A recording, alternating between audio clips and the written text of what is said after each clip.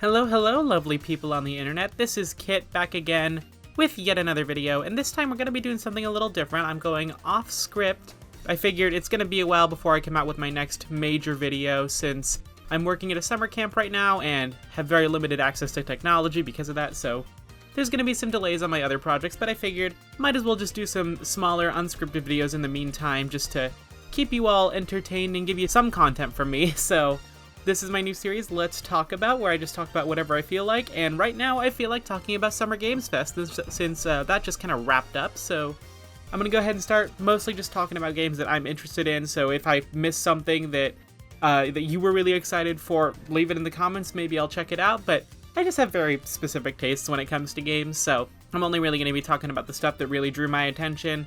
So, and the first thing that I really heard from Summer Games Fest, because I wasn't really paying close attention, was Sonic Superstars, which is a new 4-player simultaneous co-op game, kind of in the same vein as New Super Mario Bros., where it's a 2D Sonic game, and it looks really interesting. It's got like a really, really nice art style, so like 3D CG Sonic, kind of like if you would like, I'd compare it to like Donkey Kong Country or Donkey Kong Country Returns or stuff like that, where it's like formerly 2D series, but like 2.5D art style. It looks great. The graphics and the characters look fantastic. The environments are beautiful. I'm glad that we're getting all original zones this time. I know they said, I can't remember his name for the life of me. I'll put it on screen.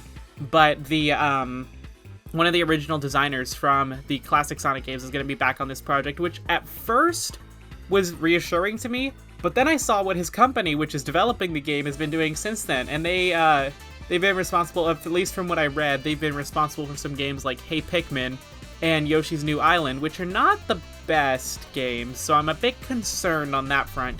That and the fact that like some of the gameplay that got released to like news outlets like GameSpot and whatnot looked like very, there was a few oddities. Like the physics in general and everything looks great, but there's just a few oddities, like when you're coming out of a loop, you have like you just slow down immediately, or not a loop, but like one of those like, you know, paths where Sonic will just roll.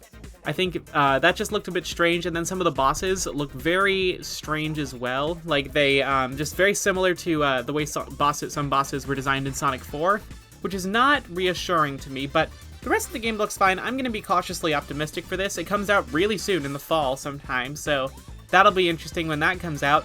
And speaking of other things that come out in the fall, Insomniac's Spider-Man 2 got its release date and its box art revealed. And I mean, no new gameplay, of course, because we already had that at the PlayStation Showcase like a couple weeks ago. But I'm super pumped for that game. Both Spider-Man, the first one, and Miles Morales are some of my favorite games on the PlayStation. There's one of the reasons I bought a PlayStation in the first place. And I was lucky enough to get a PS4 at launch when it came out. Or PS5, sorry. So when I got to play, when I picked up Miles Morales day one, and just played through that whole thing in like a day and a half, and that was like one of my most formative memories in recent years, and I love that game to death, so I'm glad that both Peter and Miles are going to be playable. The Venom suit looks awesome, especially like the animators went all out, it seems, for that, and I love that.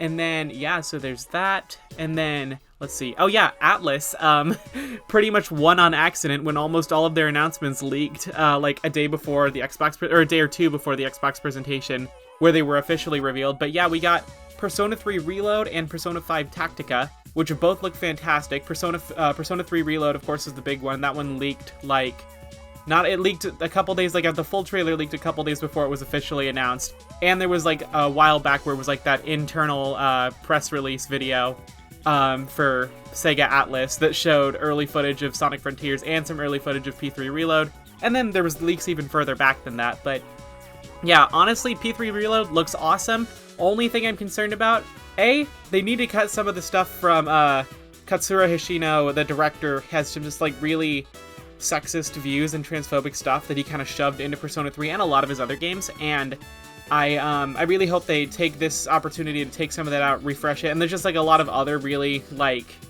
weird and inappropriate content that really shouldn't be in a game. Like there's like the student that has wants to get in a relationship with the teacher, where it's just weird stuff. I haven't actually finished Persona 3. I've been playing through Portable in my spare time, but I need to get on that. But anyways, yeah, just a lot of uncomfortable content in those games, and now that he's not at the helm of the project, he's not working on Persona anymore, hopefully they can get rid of some of that stuff. Yeah, and also the FemC had better be in it. They didn't show her at all in the trailers, but the female protagonist had better be there. She has to be. She's one of I don't know. I've enjoyed Persona 3 so much more getting to play as a female protagonist, and I'm not sure why. It's probably because I'm trans, knowing me. But, you know. And then, like I said, Persona 5 Tactica looks great. I'm a huge fan of strategy RPGs like Fire Emblem. So getting to see Persona take on a similar genre and style of game with characters I loved from Persona 5 is really exciting, and I can't wait to see what they do with that. Additional note, editor's note, Maddie. I forgot to mention that, yeah, Persona 3 Reload and Persona 5 Tactica look like they're only coming to Xbox right now. At least that's what they've been officially announced for, is Xbox and PC. But this is exactly what happened when they announced the ports of P3 Portable, P4 Golden, and P5 Royal earlier, like, last year. Like, they announced it in an Xbox showcase during Summer Games Fest first, and then, like, officially, like, revealed, oh yeah, it's also coming to Switch and PlayStation, like, the next week. So, or, like, a week or two after. So I'm sure that's what's gonna happen with these games. And then, the last thing that Atlus announced, this one I don't believe actually leaked, but Metaphor ReFantasio, which is, again, like I was mentioned earlier, Katsura Hoshino, I think that's his name. I hope I'm not mispronouncing that. But his next game, so it looks great. It looks like it's taking a lot of elements of Persona and a few of, like, Shin Megami Tensei stuff and just shoving it into, like, a more fantasy setting. And I'm all for that. It looks fantastic. I can't wait to see how it turns out. I just hope he doesn't pull a Catherine and shove all of his problematic views into one game all at once. So, but I mean, it's got Shoji Meguro, and I forget the name of the guy, but the guy who did the art direction for Persona 3. I think it was Persona 3. He's also working on it, which is awesome. So, can't wait to see that. And then, last but not least, I think this is the last thing I have to talk about, is Final Fantasy VII Rebirth, which looks fantastic. I played through Remake a couple years back, and, well, I guess it was a couple years back at this point. Yeah, I haven't finished it still. I still need to get back on that. Once they came out with the PS5 version, I started a new file and never got around to finishing it. And I need to do that, but Rebirth looks awesome. I've never actually played the original Final Fantasy VII, so I don't know how much they're changing. I heard they changed a lot with Remake, and we're kind of hinting that things might change more in the future. So I'm interested to see where they go with Rebirth. Maybe I'll do, like, a review of the original Final Fantasy VII, just so I have some more context before Rebirth comes out. But that's not a promise, that's just me spitballing ideas here. So, but yeah, I've, honestly, let me just check my list real quick to make sure that that was everything I needed to discuss.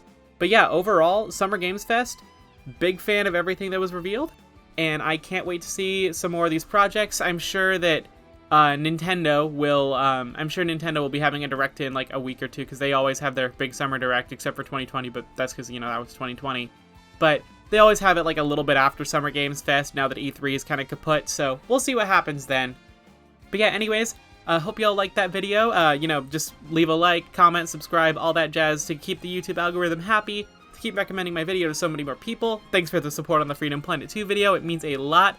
Hopefully I won't leave you guys in a drought of content for that long again, but y'all have a lovely rest of your day, and I will see you next time.